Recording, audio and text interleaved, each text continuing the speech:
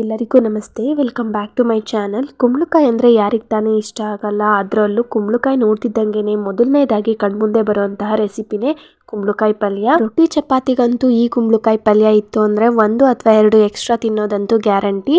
ಬನ್ನಿ ಯಾವ ರೀತಿ ಮಾಡೋದು ನೋಡೋಣ. ಸ್ಟವ್ ಆನ್ ಮಾಡಿಕೊಂಡು ಪಾತ್ರೆನ ಇಟ್ಕೊಂಡು ಪಾತ್ರೆ ಬಿಸಿ ಆದ ನಂತರ 2 ಸ್ಪೂನ್ ಆಗುವಷ್ಟು ಎಣ್ಣೆನ ಸೇರಿಸ್ಕೊಡಿ. ಪಾತ್ರೆ ತಗೋಬೇಕಾದ್ರೆ ಒಂದು ಸ್ವಲ್ಪ ದಪ್ಪ ತಳ ಇರುವಂತಹ ಪಾತ್ರೆನ ತಗೊಳ್ಳಿ. ತಳ ಹಿಡಿಯುವಂಥ ಚಾನ್ಸಸ್ ಕಮ್ಮಿ. ಹಾಗೆ ಅರ್ಧ ಟೀ ಸ್ಪೂನ್ ಆಗುವಷ್ಟು ಸಾಸಿವೆ, 1 ರೆಕ್ಕೆ ಕರಿಬೇವಿನ ಸೊಪ್ಪು, ಜೊತೆಗೆ 4 ರಿಂದ 5 ಹಸಿಮೆಣಸಿನಕಾಯಿನ ಉದ್ದುದಾಗಿ ಹಚ್ಚಿಟ್ಕೊಂಡು ಸೇರಿಸ್ಕೊಂಡು ಸ್ವಲ್ಪ ಫ್ರೈ ಮಾಡ್ಕೊಳ್ಳೋಣ. ನಂತರ 2 ಮೀಡಿಯಂ ಸೈಜ್ ಈರುಳ್ಳಿಯನ್ನು ಸ್ವಲ್ಪ ಮೀಡಿಯಂ ಗಾತ್ರದಲ್ಲಿ ಕಟ್ ಮಾಡಿಕೊಂಡು ಸೇರಿಸ್ಕೊಳ್ಳೋಣ. ಸೇರಿಸ್ಕೊಂಡು ಸ್ವಲ್ಪ ಫ್ರೈ ಆಗಬೇಕು. 1/4 ಭಾಗ ಫ್ರೈ ಆದರೆ ಸಾಕು. ಈರುಳ್ಳಿಯನ್ನು 1/4 ಭಾಗ ಫ್ರೈ ಮಾಡ್ಕೊಂಡೇ ಕುಂಬಳಕಾಯಿನ ಸೇರಿಸ್ಕೋಬೇಕು. ಹಿಂದೆಲೇ ಸೇರಿಸ್ಕೊಂಡ್ರೆ ರುಚಿ ಚೆನ್ನಾಗಿರೋದಿಲ್ಲ. ಈಗ ಈರುಳ್ಳಿ ಫ್ರೈ ಆಗಿದೆ. ಇದಕ್ಕೆ ನಾನು ತೋರಿಸಿರುವಂತಹ ಕಪ್ಪಲ್ಲಿ 3 ಕಪ್ ಆಗುವಷ್ಟು ಕುಂಬಳಕಾಯಿನ ಸ್ವಲ್ಪ ದಪ್ಪಾಗಿ ಹಚ್ಚಿ ಹಾಕ್ಕೊಂಡಿದ್ದೀನಿ. ಒಂದ್ಸರಿ ನೀಟಾಗಿ ಮಿಕ್ಸ್ ಮಾಡಿಕೊಂಡು ರುಚಿಗೆ ತಕ್ಕಷ್ಟು ಉಪ್ಪನ್ನು ಕೂಡ ಸೇರಿಸ್ಕೊಬಿಡೋಣ.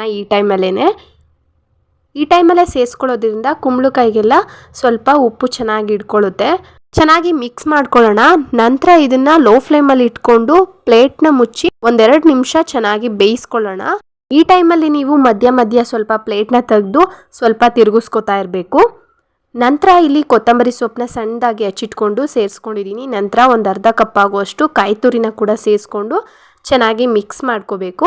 ಚೆನ್ನಾಗಿ ಮಿಕ್ಸ್ ಮಾಡಿಕೊಂಡು ಮತ್ತೆ ನಾವು ಒಂದು ಪ್ಲೇಟ್ನ ಮುಚ್ಚಿ 1 ನಿಮಿಷ ಬೇಯಿಸ್ಕೊಂಡ್ರೆ ಸಾಕು. ಲೋ ಫ್ಲೇಮಲ್ಲಿ ಇಟ್ಕೊಂಡೇ ಬೇಯಿಸ್ಕೋಬೇಕು. ನೋಡಿ 1 ನಿಮಿಷ ಆಗಿದೆ, ಚೆನ್ನಾಗಿ ಬೆಂದಿದೆ.